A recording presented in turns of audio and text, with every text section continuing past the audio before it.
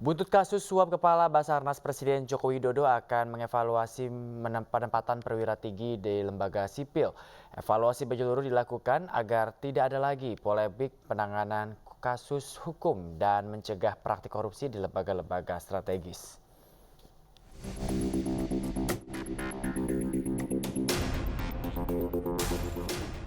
Presiden Joko Widodo akan mengevaluasi secara menyeluruh penempatan perwira tinggi TNI di lembaga sipil.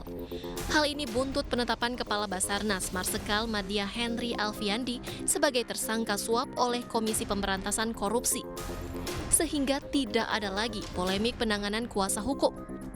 Selain itu, evaluasi juga untuk mencegah praktik korupsi di lembaga-lembaga strategis. Menurut saya masalah koordinasi ya. Masalah koordinasi yang harus dilakukan. Semua instansi sesuai dengan kewenangan masing-masing. Menurut aturan, udah. Kalau itu dilakukan, rampung. Pak, ada evaluasi perwira tinggi TNI yang menduduki jabatan sipil nggak? Karena akhirnya kalau ada masalah hukum ke depan akan terjadi konflik seperti Kabasarnas. Semuanya akan dievaluasi. Tidak hanya masalah itu, semuanya. Karena kita tidak mau lagi di tempat-tempat yang sangat penting terjadi penyelewengan, terjadi korupsi. Kabasarnas diduga menerima suap 88,3 miliar rupiah. Suap diduga untuk memuluskan pengadaan barang di Basarnas tahun 2021 hingga 2023. KPK kemudian meminta maaf kepada seluruh jajaran TNI atas kekeliruan yang terjadi.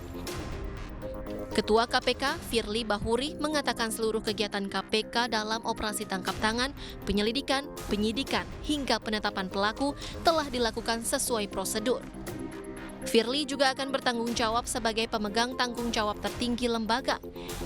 Ia juga meminta para pegawai di KPK untuk menghindari kegaduhan dalam upaya penegakan hukum. Pihak TNI menegaskan hal ini bukan berarti prajurit TNI kebal hukum. Penanganan kasus ini akan terus dilanjutkan secara adil dan transparan melalui kerjasama antara TNI dengan KPK. Kecewa karena kenapa korupsi masih terjadi di lingkungan TNI. Jadi itu yang perlu ditegaskan, dan Panglima sangat komit dengan masalah penegakan hukum, khususnya korupsi. Yang perlu rekan-rekan catat semua, dalam proses penyelesaian untuk prajurit TNI yang terlibat permasalahan ini, kita dari penyidik, aparat hukum di lingkungan TNI akan melaksanakannya dengan transparan. Sementara itu, Menko Polhukam Mahfud MD meminta polemik yang terjadi dalam penanganan kasus ini tidak diperdebatkan secara berkepanjangan, namun fokus pada substansi masalah, yakni penegakan hukum kasus korupsi.